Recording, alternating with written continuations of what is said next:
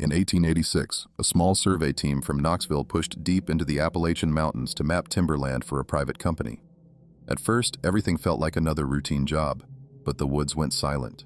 Strange footprints appeared near their camps. Stones were stacked in deliberate patterns, and at night something heavy walked slow circles outside the firelight. Soon they realized those ridges weren't empty. They had crossed into land that already belonged to something else. So before we continue, please make sure to leave a like and let us know where you're watching from. Thanks. I remember the year plain as the ink on this page. It was 1886, and the mountains still felt older than any name we gave them. I was 23 then, hired on as a surveyor's hand for a timber company out of Knoxville. They sent us east into a stretch of the Appalachians that did not appear on the neat company maps. The men in the office called it unclaimed opportunity. The people who actually lived near it called it something else. There were 6 of us when we set out from the last proper town.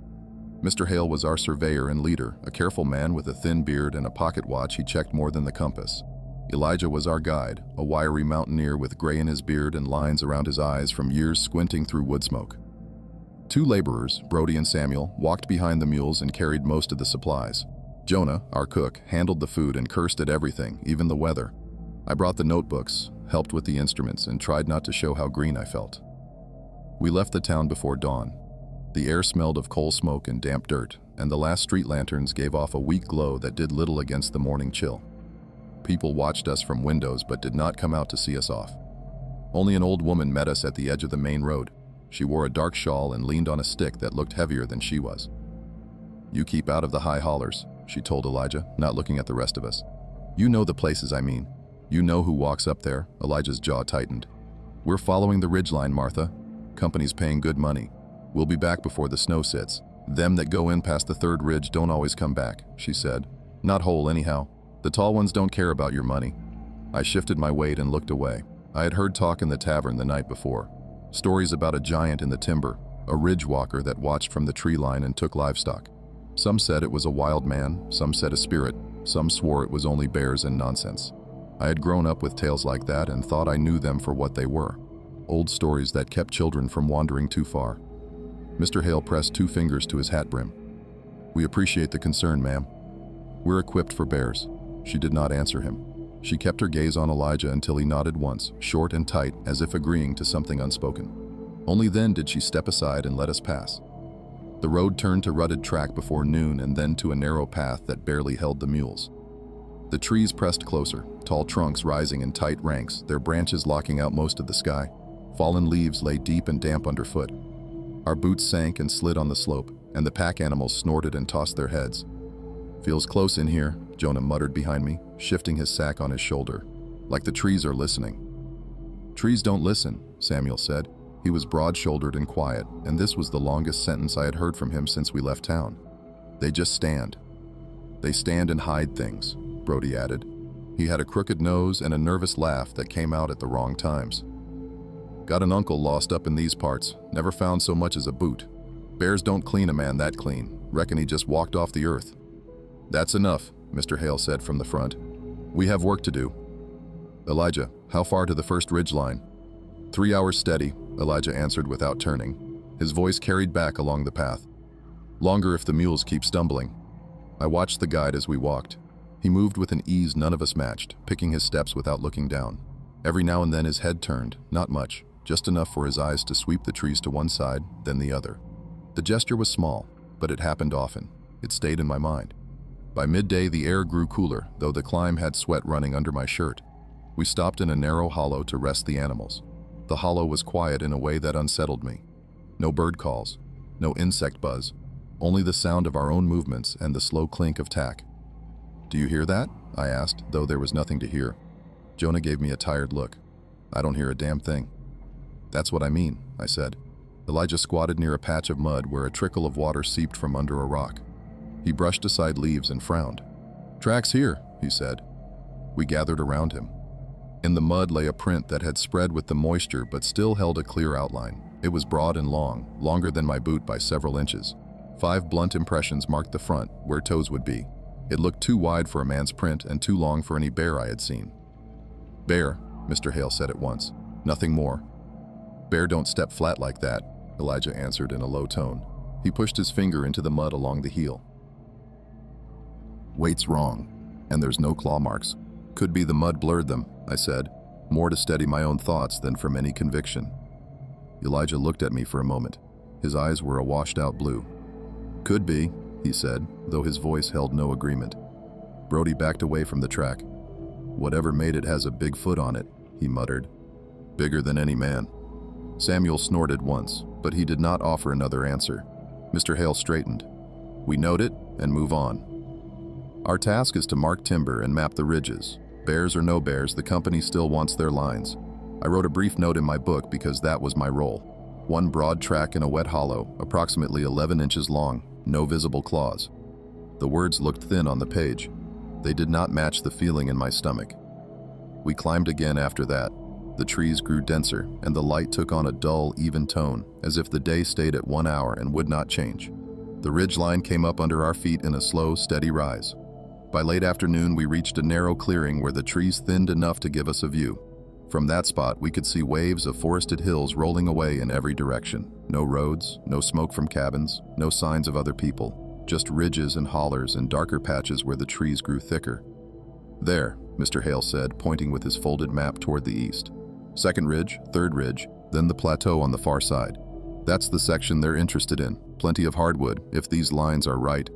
Folks don't settle there for a reason, Elijah said quietly. Because no road has been cut yet, Mr. Hale replied. That's why we're here. We made camp just below the crest of the ridge in a small level spot among the roots of a great oak. The men pitched 2 canvas tents, one for Mr. Hale and me, the other for the rest. Jonah set a small fire in a ring of stones and boiled coffee that tasted of smoke and grit. We ate salt pork and hard bread and beans that had not fully softened. As the light faded, the forest grew even more silent.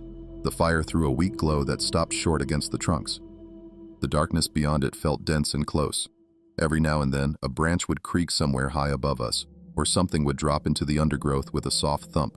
Each sound drew our eyes. Not much singing from the birds here, Jonah said, staring into his tin cup. They know to keep quiet, Elijah replied. He sat near the edge of the firelight, his back to a tree, his rifle across his knees. From what? I asked. He glanced at me. From what lives here, he said. Some places belong to men. Some don't. These ridges never did. Brody pulled his blanket tighter around his shoulders and forced a laugh. You mean Martha's tall man? The ridge walker? Thought you didn't put stock in stories, Elijah. I put stock in tracks, Elijah said, and in what I've seen. The fire cracked. A spark jumped and died. I waited for him to say more, but he fell quiet.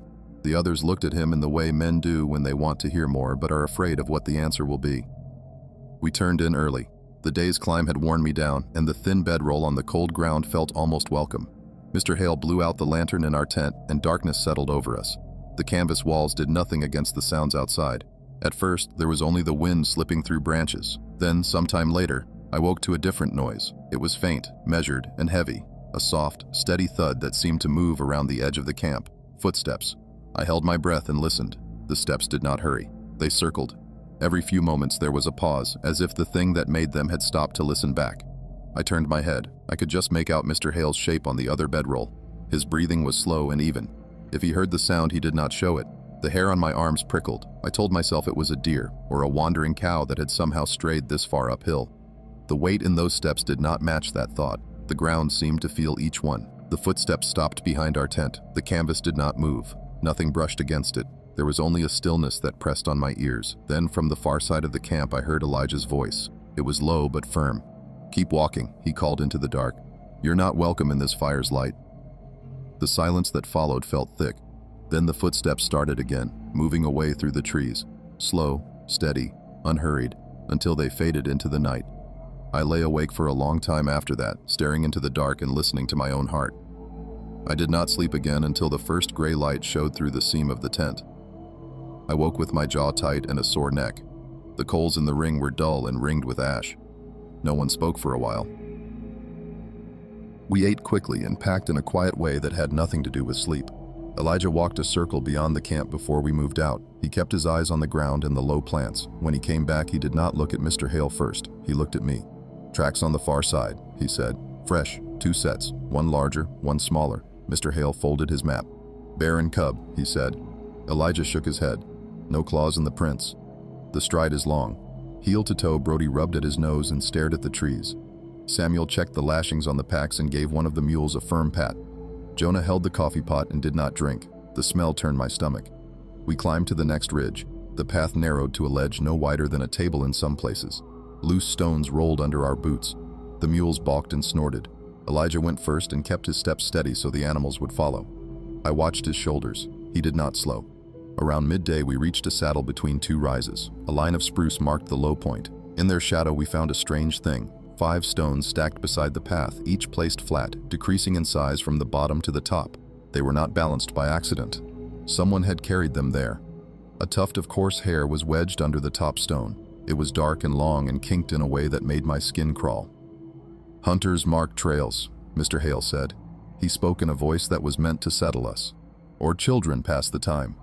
Elijah took the hair and rolled it between his fingers. "This did not come off a coat," he said. He pocketed it without another word. We moved on. The forest changed along the slope.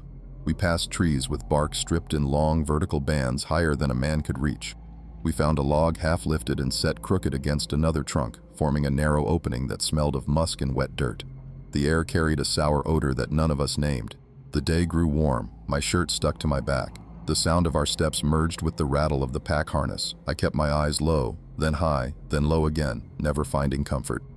When we stopped to drink at a shallow creek, I took out my notebook and wrote brief notes because that was my habit when I did not know what else to do. I sketched the stacked stones, the stripped bark, the lifted log. My hand shook enough to make the lines crooked. "Don't put stories on paper," Jonah said, watching me. "Makes them stay." "I'm writing what I see," I said. "What you see is trouble," he answered. Brody had wandered a few paces upstream. He crouched by the bank and called out before anyone else noticed he had gone. "Here," he said in a tight voice. "This isn't right." We joined him. In the grit at the edge of the water lay more prints. They came down from the trees, crossed the trickle, and climbed up the far side. The stride was long. The heel showed deep. In one of the steps, a single toe impression held a nick, as if the nail had split and pressed a notch into the mud. Mr. Hale stared at the creek and pressed his lips together. "We are losing time," he said. "We reach the 3rd ridge by dusk if we want to stay on schedule." "Schedule," Jonah repeated under his breath. He stood and swung his pack up again. As we climbed away from the stream, the woods grew quiet again in that same heavy way. The only sound was the wet drag of our boots and the animal breath of the mules. Every once in a while, a branch made a dry snap somewhere at our backs. When we stopped, the next sound came after a pause, as if something had also stopped and then decided to move. Elijah lifted a hand and held it. We froze. He pointed toward a slope of ferns. I followed his finger. At first I saw nothing but green fronds and dark trunks. Then one of the shadows shifted. Not wind. A shape moved uphill, steady and controlled, keeping trees between us and itself. I could not make out more than a suggestion of arms and a thick torso. It did not run. It paced us. "Bear," Mr. Hale said again, but softer. Samuel adjusted his grip on the lead rope. "That's no bear," he said. It was the first time I had heard fear in his voice. We started again. The shape kept pace. We quickened. It stayed with us, just out of full view. When the path turned hard to the right around a rock face, a stone the size of my fist struck the trail ahead and bounced into the brush. It had come from our left, from the brush where the shape had been. Brody flinched and stumbled. "They're throwing," he said. "Hell." "No sudden moves," Elijah said. "Keep walking." We rounded the bend. The shape did not follow across the rock face. For a brief time we saw only open slope and trees. The air felt thinner there, as if the world had made more room. Then the path sank back under cover, and the sense of being watched returned. In late afternoon, we reached the 2nd ridge. The trees were older here. Their roots crossed the earth like thick ropes. We found another cleared patch no larger than our last camp, with a rotted fire circle that looked old. A few charred sticks lay in it. No one had camped here in recent seasons. "We hold here," Mr. Hale said. "We need daylight to pick a safe line down into the next hollow." Elijah nodded. He did not argue. That worried me more than anything else had that day. We set the tents again. Jonah lit the fire. The smoke drifted straight up. The mules stood with their heads low and their ears turning. Samuel checked the animals twice without being asked. Brody sat with his back against a stump and kept his rifle across his knees. He did not try to hide the shake in his hands. As we ate, a call carried through the trees. It was not the long, rising note of a coyote. It was shorter and deeper and ended in a flat, heavy sound. It came once. Then, from far off to our right, another answered with a pattern that matched but a different pitch. They did not sound like any animal I knew. Jonah put his spoon down. "That's people," he whispered. Elijah shook his head. "Not our kind." Mr. Hale stood. "No chances. Fire bright. Stay close." Night came down quick under the high branches. The circle of light felt small. The calls sounded again, closer. Then a click from the dark, like a mouth on a tongue. Another on the other side. I thought of the old woman at the town line and the way she had looked at Elijah without blinking. I wondered what she would say now. A rock hit the outer edge of the fire circle and rolled toward the ashes. Embers jumped and died. Another struck the side of a tent and slid down the canvas. We raised our rifles. Elijah did not raise his. He stood and called out in a steady voice. "We don't mean harm," he said. "We pass through." We leave at first light. Silence. I felt the hairs rise on my arms again.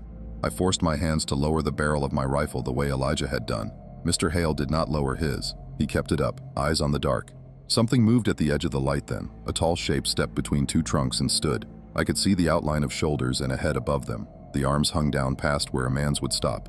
The chest moved with slow breaths. The face stayed in shadow. It did not flinch at the fire. It did not step closer. Brody made a small sound in his throat. Jonah's teeth clicked. Samuel whispered a prayer I did not recognize. My own thoughts went blank, then narrowed to the simple facts. We were 6. It was 1. That did not comfort me. Elijah lifted one hand, palm out. The shape tilted its head as if considering him. Then it turned without hurry and moved away. The steps were heavy but measured. When it was gone, the woods closed around the camp again with that same pressure in the ears. We did not speak for a long time. When we did, it was in short bursts. "It saw our number," Mr. Hale said. He tried to sound calm and succeeded for a few words. "It chose not to engage. This is posturing. They harvest acorns along the ridge," Elijah said. "We camped in the path. We move at dawn. We leave no scraps." "What are they?" Brody asked. Elijah stared into the dark as if waiting for the next sound. "Some say they're people who left people," he said. "Some say they were here first. I don't know. I only know they protect places where they feed and raise young." Mr. Hale set his rifle on his bedroll. "We're not here to test them," he said. "We're here to work. We set the line tomorrow and finish the ridge count by noon. Then we head back." Elijah turned his head. "You want to go forward?" "Our route back is the same path that brought us here," Mr. Hale said. "They already know that way. I prefer fresh ground and speed." We drop into the next hollow and cross to the third ridge. It's a straight line to the plateau. 2 days out on the far side puts us near a river that points toward settlement. Elijah looked at him for a long time, then nodded once. "Then we need to keep our fire small. No scraps, no latrine near the water, and no looking them in the eyes if they step close. That reads as threat.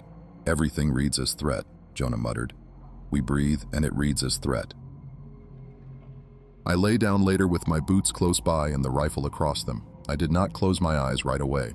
The night sounds came and went in patterns that did not make sense to me. Short knocks like wood on wood, a whistle that rose and broke, then nothing for a long stretch, as if the woods held its breath. Sometime after midnight, I woke to a smell like wet fur and earth near the tent wall. Fabric brushed against a shape outside, not a hand, a forearm maybe. It slid along the canvas and paused near my head. I did not speak, I did not move. The weight of it pressed a shallow line into the fabric. It stayed for several heartbeats. Then it lifted, and I heard the heavy steps again as they faded into the trees. When morning came, Mr. Hale pointed out that nothing in the camp had been broken or stolen. He used that fact like a tool to shape our fear into something manageable. We packed. We cleaned the fire circle until it looked unused. Elijah smoothed the ground where the prints had come near. He took the tuft of hair out of his pocket, looked at it, and tucked it deeper. We started down off the ridge toward the next hollow. The slope was steeper than the last descent. The earth was wet and slick with leaves. The mules slid and planted their hooves with effort. We kept space between us. No one joked. No one told a story to fill the silence. By mid-morning, we reached a narrow draw where a small stream cut through mossy rock. Bones lay scattered on the flat beside the water. Deer, from the look of them. The joints were pulled apart cleanly. The skull sat upright as if set in place after the work was done. I counted 3 sets, maybe taken at different times. The sight had a tidy order that made my mouth dry. Samuel bent and set the skull gently on its side. "They don't waste," he said in a low voice. Elijah nodded. "They keep the marrow for winter," he said. "We move." We crossed the draw and started up the next rise. The calls began again, closer this time. One to our left, then another ahead. The pattern was different now, shorter, urgent. We pressed on, and with each switchback a call answered another call. The hair on the back of my neck rose on its own. I shut my notebook and did not open it again that hour. Near the top, a low structure came into view between the trees. It was made of limbs woven together and wedged against a fallen trunk. Fresh sap showed on some cuts. A strip of cloth hung from a branch. It was canvas. A corner of a pack cover, torn. The edge was frayed and darkened with dirt. The canvas matched the weave from our company supply lot. Elijah touched the cloth and looked at us one by one. "Others came through," he said, "not long ago." "Where are they now?" Brody asked. No one answered. A stone rolled somewhere above us, then another. We all looked up. The slope above the structure was bare of undergrowth for a short stretch. Something moved along that edge. Not one shape this time. Two. One larger, one smaller, stepping in a line that matched the prints Elijah had seen near our first camp. "We keep moving," Mr. Hale said. He said it with certainty he did not feel. We pushed higher. The path bent toward a narrow notch between two boulders. As we neared it, a log crashed down on the trail behind us with a thud that shook loose dirt. It was not an accident. It had been rolled from above to block the way we had come. The mules started and reared. Samuel and Jonah fought to hold them. Brody slipped and went to a knee. I grabbed his arm and pulled him up. "They're driving us," Elijah said. He said it plainly. "They want us over the notch." "Then we go," Mr. Hale said. He did not look back. He did not let us see his hands shake. He pushed through the notch and onto the narrow shelf beyond. We followed in a single line with no room to turn around. The shelf ran along a drop that went far enough down to end a life. On the far end, the ledge turned sharply into a stand of laurel and thicker cover. I fixed my eyes on that point and set each foot where Elijah set his. Halfway across, a low rumble started somewhere below us. It was not thunder. It was a deep roll like heavy stones shifting. A small slide spilled down and across the slope beneath the shelf.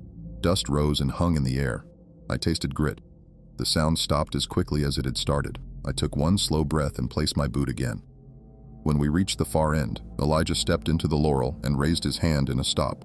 I squeezed in behind him. Through the leaves, I saw an opening in the brush, a bowl-shaped hollow beyond, and a cluster of shapes moving in it, tall, dark, and quiet. More than two. I counted 3 on the near side, and shapes beyond that I could not number. They had not been driving us away.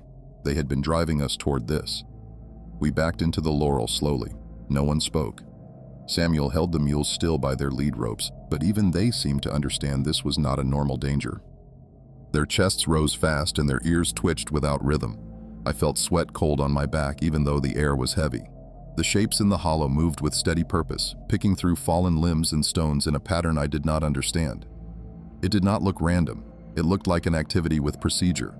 The smaller shapes stayed closer to the bigger ones. They carried short branches and placed them in small piles as if sorting. One of the larger ones leaned down and cracked open a log with its hands. It pulled something out and passed it to the smaller one beside it. "We cannot cross through that," Mr. Hale whispered. "They don't want us to leave," Brody whispered back. His voice trembled. "We hold here until they move," Elijah said. "If we turn back, that path is gone. We cannot climb out the way we came. We wait for a window." "Window?" Jonah said under his breath. "That looks like a family. They're working. They're not going anywhere." "Families feed," Elijah said. "Families defend." That word made me think of the bones we saw earlier at the draw. I felt sick. My mind wanted to latch onto something simple. A number, a direction, a tool, anything. My notebook stuck to the inside of my coat. I reached for it on instinct, then stopped. Elijah caught the small motion and shook his head once. I lowered my hand. Mr. Hale closed his eyes for a moment. I saw him repeat the problem to himself in silence. Our line cut through wilderness. Our retreat was blocked. Our only path was forward, but forward meant entering a place we should not have entered. "We go around the bowl," he said. "Wide arc. No sound, no fire today. We cut north and regain the ridge line further ahead." "They'll hear the mules," Elijah said. "Their steps carry." "We cover their hooves with sackcloth," Hale answered. "We move slow." No one argued. It was a plan that felt desperate but not suicidal. Samuel tore strips of canvas from an old grain sack and tied them around the mules' hooves. The animals didn't like it, but they tolerated it after a moment of stamping. The sound dulled by half, not silent, but softer. We moved off the ledge and into thicker timber on the northern slope. The brush clung to our legs, branches scratched at our sleeves. Every step felt louder than it should have. I counted my breaths between each footfall. Samuel led the animals in the middle, so the rest of us formed a dull perimeter. We advanced along the incline in a shallow diagonal. After 20 minutes, Elijah raised a hand for stillness. We froze again. From the hollow behind us came a single call. Short, hard, followed by 2 lower calls spaced wide. The working shapes had noticed something. I looked back through a gap between trunks and saw the tallest shape stand fully straight. Its head turned toward the ridgeline we had left. It stared up the slope. It did not look our way, not yet. We moved faster but kept the same careful steps. I forced my gaze ahead. The forest became a world of trunks and shadow, so uniform that direction felt uncertain. Only Elijah's calm forward movement kept me anchored to a meaning for forward. I stopped thinking about schedule or maps. I did not think about the third ridge or the plateau. I only thought of getting out of this bowl alive. Near midday, we reached a line of boulders crusted with pale moss. Elijah signaled we rest in the shadow of one of them. The animals drank from our canteens quietly. Jonah cut small strips of pork and passed them around without comment. We ate in silence, each bite taken slowly so the sound did not carry. "We need to go higher," Elijah said. "The plateau on this side is closer to the north rim than Hale marked. The company maps are optimistic." Hale said nothing to defend the maps. He sat with his back pressed to the stone and stared at the ground. He looked older in that moment, not defeated, but stripped down. "We keep north and climb near the choke point between the twin spurs," he said. His voice steadied again. "We have to reach open ground before dusk. If we are trapped in cover when night falls, we won't hold them off." Brody nodded fast. He wanted orders, any orders. We started up again. The terrain sharpened, roots tangled thicker, and the slope forced us to lean forward. Sweat soaked through my shirt again, but the air did not feel as warm anymore. The higher we climbed, the cooler the wind felt. A good sign. Open ground always held more wind. We had covered about another half-mile when the first scream tore through the woods. It was not human. It was not the blunt call from the night before. This was sharp, long, full of breath. It carried pain or anger, hard to tell which. We stopped dead. Then another answered from close behind us on the lower slope. This one sounded closer than any call yet. "They found our trail," Elijah said. Samuel drew his knife and kept his other hand on the mule rope. His jaw tightened. Jonah's lips moved in a silent prayer. Brody held his rifle close to his chest with both hands like he wanted to hide behind it. "We keep moving," Hale said. "No panic." We pushed upward. The calls began to alternate quickly. High, then low, 2 directions. They were coordinating. They knew where we were. They were closing in. The brush thickened again and slowed us. Branches snagged on gear. Laurel scraped our sleeves and faces. The forest felt like a maze tightening. I heard a branch snap behind us, not small, thick. Samuel turned sharply with the lead rope and the mules balked. Hale hissed for movement, but the animals refused to step. Then, just behind the line of trees below, a large shape moved through the brush. It was not fully visible, but its height was plain. It was at least 6.5 feet tall, maybe more. Broad shoulders, thick arms, covered in dark hair. It moved with confidence. It did not rush. It stalked. "Go," Elijah said. "Now!" The animals surged forward in panic and nearly tore the rope from Samuel's hand. We pressed through the brush toward a patch of large stones. The calls behind us quickened. Another branch broke. Something moved parallel to us higher up the slope. Not one creature. 2. They flanked. "We need elevation," Hale said. "We need open rock." We reached the stones. They formed a natural staircase.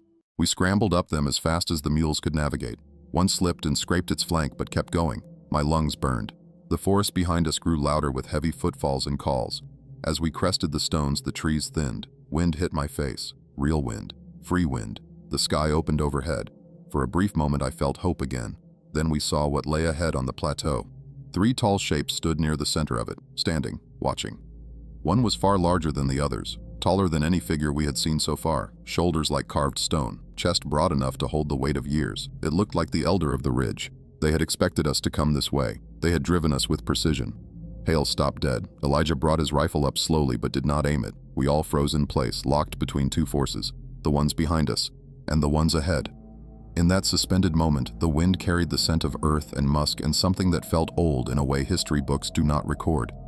The elder shape stepped forward one slow step, its eyes fixed on Elijah first, then Hale, then me. We were no longer explorers. We were no longer surveyors. We were trespassers standing in a place where our kind had no claim, and they knew we had no path left but through them.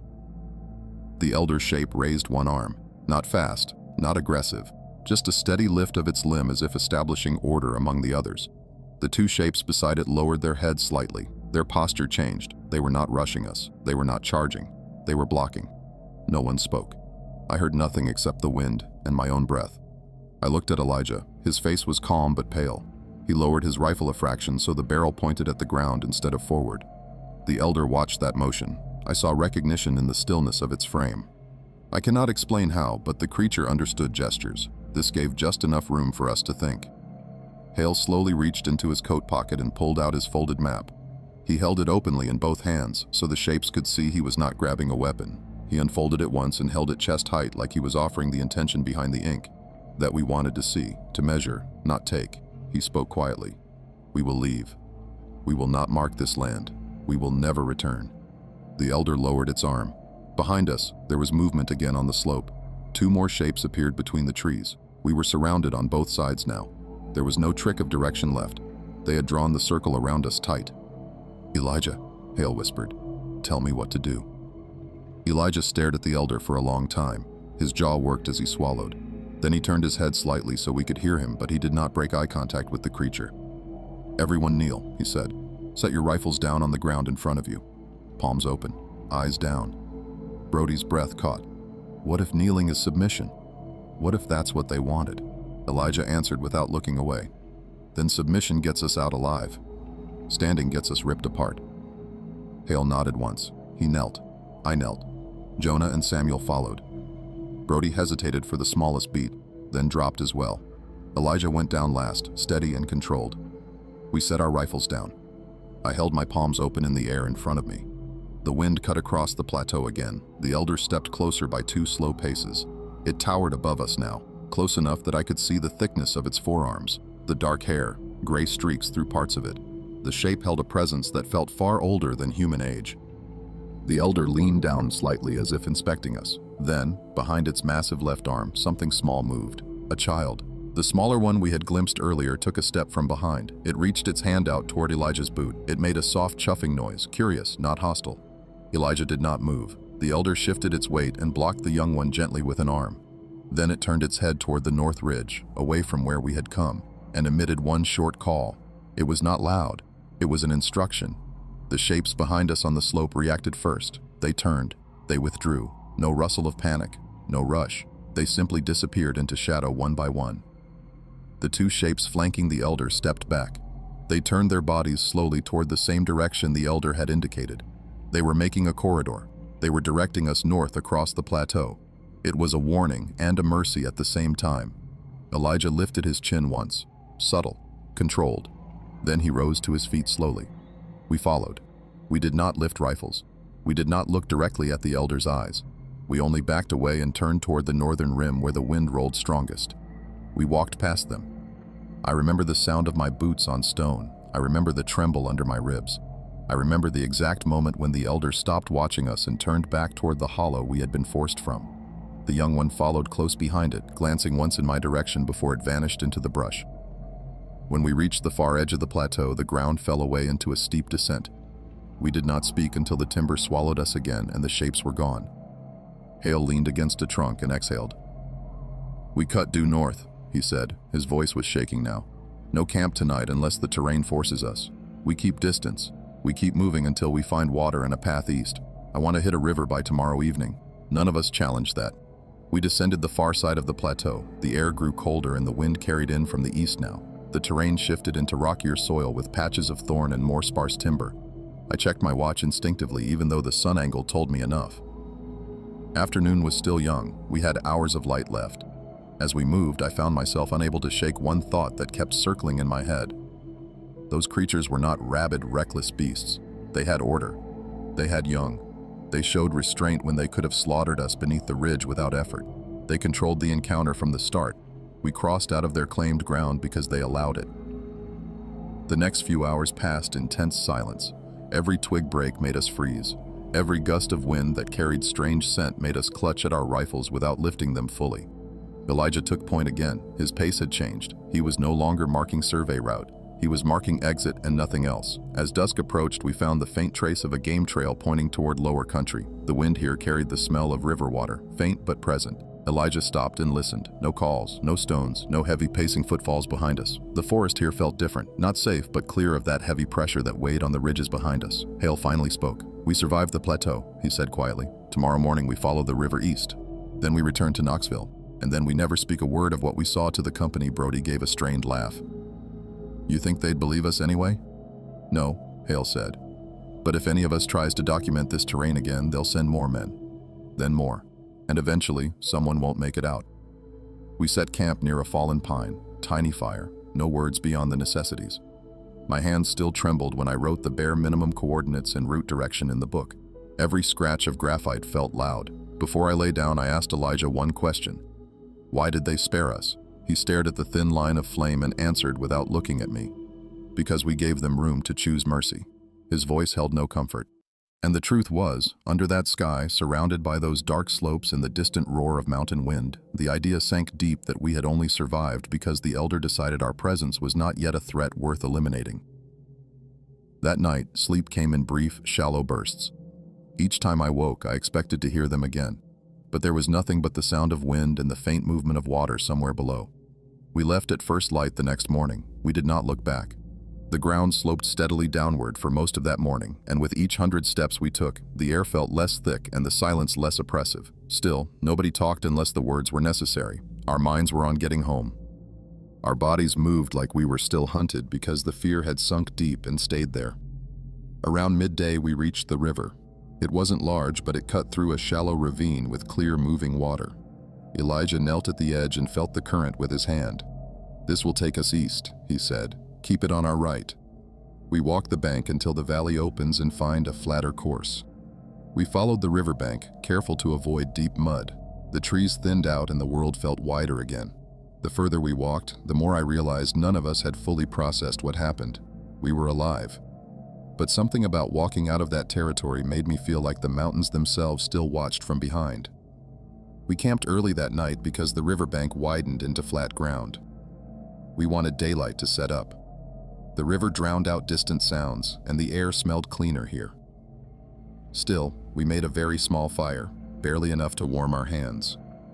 No one wanted to draw attention to ourselves, even out here. That night, Hale gathered us near the fire. We say nothing about them, he said. Not to the company, not to our families, not to anyone. His eyes looked lighter in the fire glow, but his voice was colder.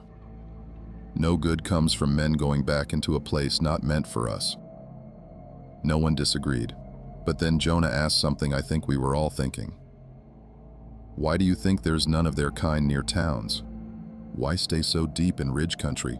Elijah answered, and the heaviness in his voice made my chest tight. Because they know what we'd do if we found them in numbers where timber buyers could reach. They've watched us longer than we've watched them, and that line carved itself into my memory. It made the world feel reversed. Like everything we assumed about wild places was naive. We stayed quiet after that and tried to sleep early. I woke up sometime after midnight because of a soft splash in the river. I sat up slowly and reached for my rifle. The moon hung low but bright enough that I could see the water glint. At first I thought it was an animal drinking at the far bank, but then I saw a shape rise slightly above the river surface, tall, and then move back toward the tree line opposite us. I waited to hear noise. A call. A branch snap. Nothing followed. Minutes stretched. Then a second splash upstream. Another shape. Could have been deer. Could have been anything. My stomach turned at the idea that maybe we hadn't made it out of their watch at all. Maybe we had just stepped into another part of their range. I lay back down and barely slept again. Morning came and the river guided us another long stretch east. Trees thinned more. We saw signs of older clearings from settlers decades back. Rotting fence posts half fallen and eaten by moss. Then mid-afternoon, Samuel pointed out thin smoke through the trees ahead, and Elijah's shoulders eased as soon as he saw it. Civilization. A few hours later, we reached a small trading post on the river bend. A man with a bowler hat and suspenders watched us dragging into the clearing. His face changed when he saw the state of us, clothes torn from laurel, filth on every part of us. Deep exhaustion in all our expressions. Where'd you boys come out of? He asked. Hale didn't give details. We came off the high ridges. Timber company sent us. We're heading back to Knoxville. Need shelter and supplies. The trader's face shifted slightly when his eyes flicked over our gear. You came from the North Hollers? He asked slowly. Near enough, Elijah answered. The man nodded.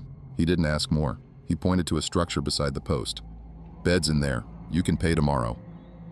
That night, all of us slept on real cots for the first time in days. Solid wood walls around us, roof above us, no shifting shadows between trunks. But even with that comfort, I woke more than once because my body expected movement in the dark. For months after, I would wake the same way. The next morning, the trader served us breakfast. He asked again which holler we cut through, and Elijah only said, "North Third Ridge." The trader's expression told me he understood enough. "You're lucky," he said. "Most folks don't come from that run without trouble." Hale shot him a sharp look. "What trouble?" The trader shrugged and pretended to focus on the skillet. "Folks disappear sometimes. Hunters, trappers, surveyors, always up that way. Some say there's something up there that don't care for man." Nobody responded. We ate in silence. We paid the man and followed the river road until we hit a wagon route. 3 days later, we reached Knoxville. The company barely cared about what happened. Hale told them the terrain was too unstable, not worth development. He turned in a half-complete map showing broken ridges, poor soil, and bad timber density. They chalked it up to poor resource potential. The company never sent another crew that direction as far as we ever learned.